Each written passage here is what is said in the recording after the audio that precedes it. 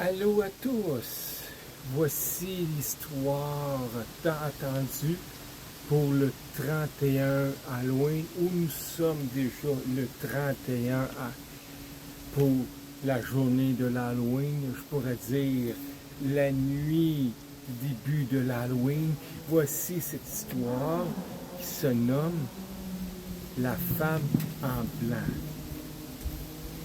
La nuit vient d'apparaître sous ces étoiles. Une brume apparaît sur le sol, sortant de la forêt, avançant tranquillement vers ce parc apparemment sans âme qui vivent à cette heure-là, au son de la nuit, éclairé par ces étoiles scintillantes, donnant un reflet bleu poétique sur cette nuit apparemment tranquille. Assis seul sur un banc de parc, il regarde cette brume qui avance tranquillement vers lui. Sur ce tapis gazonné, accompagné de craquements échos venant de ce boisé qui était de la musique à ses oreilles avant ce soir. Une silhouette lui apparaît à travers cette brume. Elle n'y était pas quand cette brume a surgi du sol il y a quelques minutes. Il la regarde avancer, tout intrigué, ne bougeant même pas de son banc de parc. Cellulaire à la main, il filme. Qu'est-ce qui se passe devant lui? Sans dire un simple mot. Il n'est peut-être pas juste intrigué, mais peut-être aussi angoissé par la même occasion. Ses yeux sont plongés dans le mystère.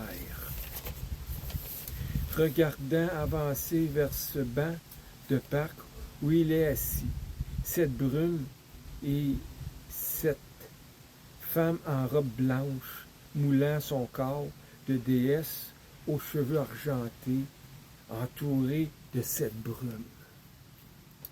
Il ne peut la lâcher des yeux. C'est-il un genre de fascination causée par sa beauté entremêlée de peur au travail de cette brume grandissante, de cette mystérieuse femme au corps sublime, se mêlant à cette brume?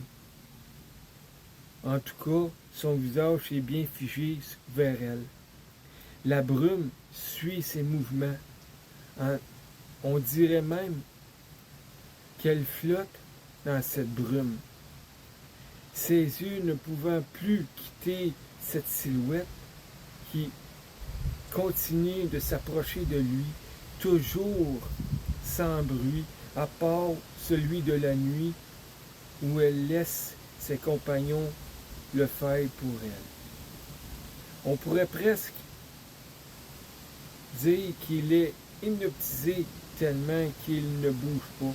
Et pourtant, n'importe qui aurait pris ses jambes à son cou sans regarder à l'arrière de lui, et après quelques minutes, là, il serait arrêté pour voir si elle l'aurait suivi. Mais lui, c'est tout le contraire, toujours là, ébloui, fasciné. Il a l'impression d'être dans un rêve. Son cerveau est divisé en deux. L'un fasciné par sa beauté qui l'interpelle, sorti tout juste de son imagination, et de l'autre, le mystère d'une certaine peur qui grimpe timidement en lui. Il ne sait plus quoi penser tellement qu'il est perdu, noyé dans ses yeux. Toujours silencieux, elle avance, avec ses cheveux argentés flottant presque dans ce léger vent. Toujours figée, incapable de bouger, elle avance, au travail de cette brume, où sa bouche commence à s'ouvrir et un léger sifflement commence à sortir d'entre ses lèvres, d'un rouge étincelant, tout amenant ses bruits vers lui, où les doigts de sa main fait de drôles de mouvements, tout avançant vers lui. D'un coup, la brume se met à avancer plus vite. Elle entoure le banc du parc où il est assis. Là, il voudrait fuir, mais il n'est plus capable. Elle est arrivée devant lui. Son cœur commence à battre de plus en plus vite, comme jamais il l'a battu auparavant. La peur commence à submerger de lui. Des larmes qui commencent à apparaître sous ses yeux, pas capable de crier. Il échappe son cellulaire par terre. Il continue à filmer qui tenait jusqu'à là la paume de sa main. Elle prend sa main, elle la dépose sur son visage et il ne réagit plus, tellement que la peur le paralyse. La brume commence à monter tout autour de lui, où la femme, en blanche, demeure là, sans bouger, le regardant avec ses yeux entremêlés de rouge et orange flamme, où son sifflement est arrêté, où tout est devenu silence d'un seul coup.